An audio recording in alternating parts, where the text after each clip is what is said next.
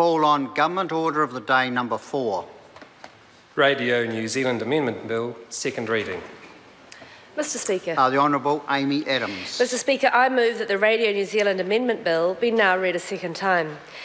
Mr Speaker, most members of this House would agree that Radio New Zealand is an iconic institution in this country.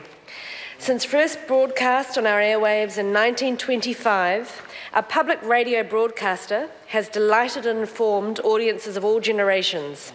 But even iconic institutions must adapt to the modern age, or else they will grow irrelevant and eventually fade. And that's why this government is progressing this bill to future-proof our public broadcaster for years to come. Mr Speaker, the bill proposes two key changes. The first puts in place a new charter that reflects RNZ's role as a modern public broadcaster. And the second makes Radio New Zealand technology neutral so that it can reach audiences beyond its traditional base. Mr Speaker, Radio New Zealand receives Crown funding of more than $35 million a year. And in order to thrive and get best value for money in the decades to come, it must undergo a transformation from a traditional broadcaster to a multimedia organisation that connects with diverse audiences in a range of ways. The pressures of innovative technology and changing consumer demands are not new, nor are they unique to Radio New Zealand. But these forces that are driving real and transformative change for our national radio service. Mr Speaker, recent research by New Zealand On Air revealed some interesting findings about the way in which New Zealanders are using and accessing content. It confirmed that the traditional media forms of linear and live radio still attract the largest audiences in New Zealand, but online audiences are growing fast, especially amongst the younger demographics. The research found that while New Zealanders are not necessarily abandoning one platform for another, we are consuming more content overall from a variety of sources.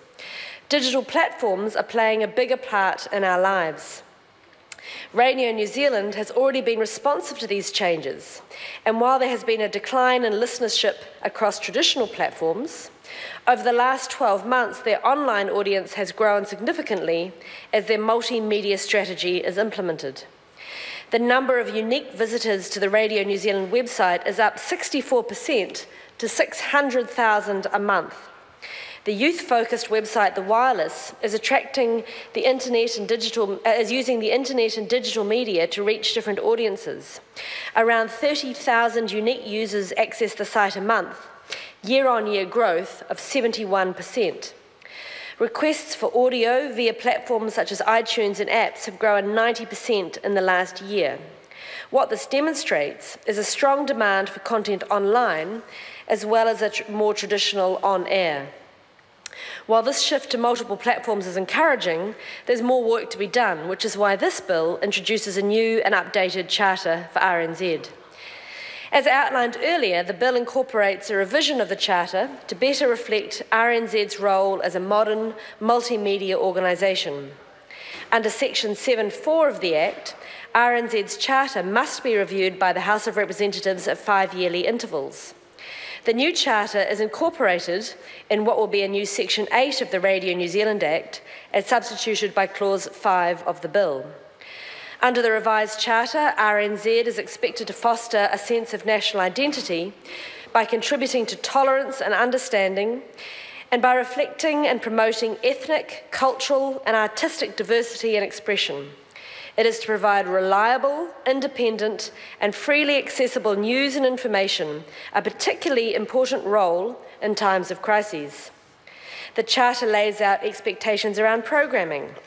Radio New Zealand content is to inform and entertain the people of New Zealand, to be challenging, innovative and engaging, and to foster critical thought and inform wide-ranging debate.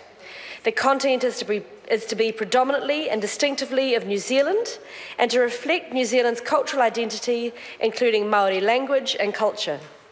At the same time, Radio New Zealand's programming is expected to provide an awareness of the world and New Zealand's place in it.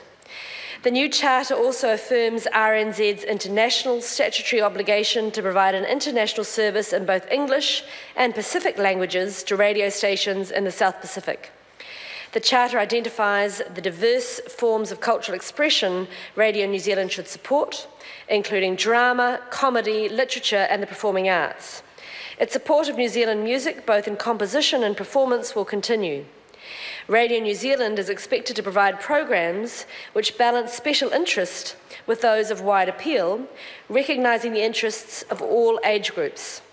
Finally, having created this tremendously broad range of radio material, Radio New Zealand is charged under the Charter with preserving and archiving broadcasting material of historical interest. In 2012, its holdings were transferred to the care of the New Zealand Film Archive, now known as Ngā Taonga Sound and Vision, as part of the government's objective of rationalising the care of and access to New Zealand's audiovisual heritage. The new charter contains a new obligation to take advantage of the most effective means of delivery, including its website. The provision will help make Radio New Zealand technology neutral so that it can reach audiences beyond the traditional listener at home to those using smartphones and other devices anywhere and anytime. As an early adopter of new media, Radio New Zealand is now well established as a multi-platform broadcaster, providing flexible listening options for its audiences. For example, in the financial year 2013-14, 3.5 million podcasts were downloaded. Regular users of the Radio New Zealand mobile app grew by almost 62% during this time. Radio New Zealand's website also offers live streaming, a text-based news service, and audio on demand. So while Radio New Zealand has made good progress, updating this legislation is important to enable it to maximise the public value of content and help Radio New Zealand to grow as a multi-platform broadcaster. Mr. Speaker, I do want to signal that I've been asked by Radio New Zealand to undertake clarification at the Committee of the Whole stage to make clear that while Radio New Zealand services must remain commercial-free, this does not prevent them from taking advantage of opportunities such as, for example, their recent presence on iHeartRadio, which is, of course, in itself a commercial app that includes advertising, or licensing their content for reuse by commercial providers. At the same time, changes will also need to be made to the commencement date of the bill. We will also look to make the research obligations on Radio New Zealand more flexible without reducing their accountability. Mr. Speaker, in concluding, the new charter affirms the breadth of programs and services New Zealanders expect from their public radio, services which could not be delivered by a broadcasting business wholly reliant on commercial revenue. New Zealanders greatly value Radio New Zealand as one of our most respected and indispensable cultural institutions, and this bill will future-proof it for generations to come. I look forward to further progressing it through the House. The question is that the motion be agreed to. Mr. I Speaker. call Claire Curran. Thank you, Mr. Speaker.